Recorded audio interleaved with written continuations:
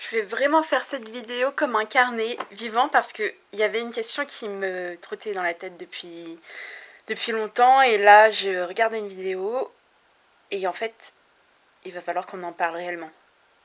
Je voulais sincèrement expliquer pourquoi je ne sépare pas l'auteur de l'œuvre. Dans toutes les œuvres, on peut être sûr qu'il y aura toujours une part de l'auteur. On va surtout parler de Barthes, de Roland Barthes, qui lui a inventé la sémiologie, quelque chose qui correspond à l'analyse des signes.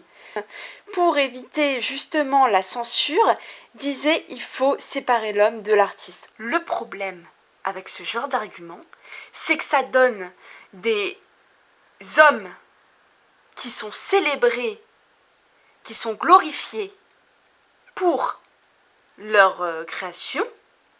Alors peut-être qu'elles sont très intelligentes, mais ce sont des hommes totalement criminels. J'ai juste une profonde colère en moi pour ces hommes totalement impunis qui sont vus comme des génies et qui profitent de ce statut pour s'adonner à toutes leurs pulsions. Quand on est conscient de cette société patriarcale où ceux qui ont le pouvoir peuvent se permettre de détruire des vies, peuvent se permettre de dire à la télévision qu'ils préfèrent les petites filles parce qu'ensuite les femmes sont hystériques et qu'on l'applaudisse pour ce genre de paroles, mais il faut être totalement inconscient pour continuer à dire de lui que c'est un créateur qui a dit des choses intéressantes. Ce qui est intéressant, ça serait pour les psys qui analysent ce genre de comportement et pourraient, grâce à ces textes, en savoir plus sur le fonctionnement du pédophile. Là, oui, si on se base sur ce genre de lecture qui est très scientifique et qui va permettre de faire avancer une science, alors oui. Mais prendre du plaisir en tant que dilettante à lire ce genre de truc, pour moi, écoutez, je ne comprends pas et je peux comprendre, mais j'ai pas envie de comprendre. Je voulais dire que séparer l'artiste de l'œuvre, c'est d'une certaine manière faire en sorte de lui donner tout pouvoir. Enfin, l'artiste, pour nous, il est sacré en réalité. On le voit plus comme un homme. On le voit comme un dieu, un démiurge créateur. J'ai décidé de prendre un peu de hauteur par rapport à cette question de séparer l'œuvre de l'auteur. On peut séparer l'œuvre de l'auteur. Le problème, c'est notre cerveau. Notre cerveau qui est conditionné déjà à ne pas considérer les personnages fictifs comme des personnages fictifs, c'est-à-dire que les personnages fictifs, il les prend comme des personnages réels, donc on peut avoir de vrais deuils pour des personnages fictifs, et je vous renvoie à l'article de Fictionista qui en parle très très bien, et du coup, c'est notre cerveau qui aura tendance à être beaucoup plus indulgent si on aime l'œuvre d'un criminel, par principe, par valeur en fait, pas par principe, par valeur. Je m'interdis, et peut-être est-ce là de la censure, mais je m'interdis tout ce qui est lien avec des criminels, des pédophiles, par respect aussi pour les victimes qui ont subi des viols, qui ont subi une emprise, qui sont totalement détruites. Et j'ai pas du tout pas du tout envie de glorifier ces personnes-là. Peut-être c'est ça aussi, le fait que quelquefois quand on lit une œuvre, on se sent compris, on pense que voilà, il y a des personnes qui ont su poser des mots, il y a des personnes qui ont su faire des choses mais tellement belles. Or ces personnes-là sont meurtrières en réalité et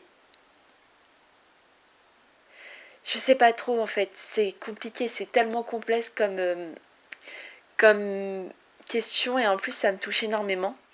En tant qu'artiste, je sais que je m'inspire de ma vie, que je m'inspire des autres et que je parle de moi pour parler des autres et je m'inspire des autres pour parler de moi. Je n'ai pas envie d'avoir de contact et je n'ai pas envie d'acheter leurs œuvres, j'ai pas envie de les lire, j'ai pas envie de les voir, j'ai pas envie parce que je sais que derrière, il y a des victimes en souffrance, il y a des victimes tout simplement qui ont vécu une atrocité. Donc lire un Masnev, voir un Polanski, c'est... Personnellement, moi je ne peux pas. Non, parce que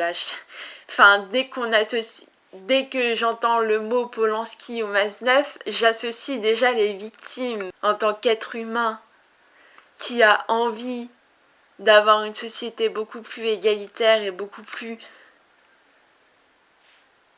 humaine, ça veut rien dire, mais beaucoup plus, axée sur des principes moraux, je ne peux pas. J'en suis incapable. Ça a un sens social, ça a un sens politique,